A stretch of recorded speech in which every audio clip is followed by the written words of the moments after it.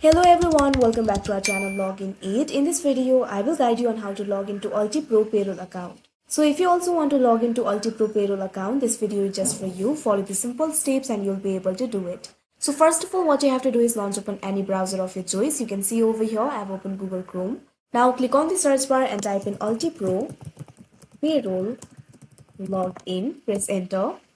Now here you'll be able to see several websites. At first you'll be able to see this kind of website. You can see the name UltiPro. All you have to do is click on it. Now here you'll be led to the login interface of UltiPro. Over here you'll have to enter your username and password. First of all, enter your username. After that, enter your password.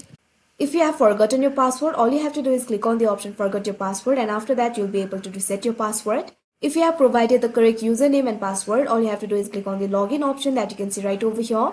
After that, you'll be able to log into your account. So that is how you log into UltiPro Payroll account. I hope you found this video helpful. Thank you for watching. Make sure to like, share and subscribe to our channel.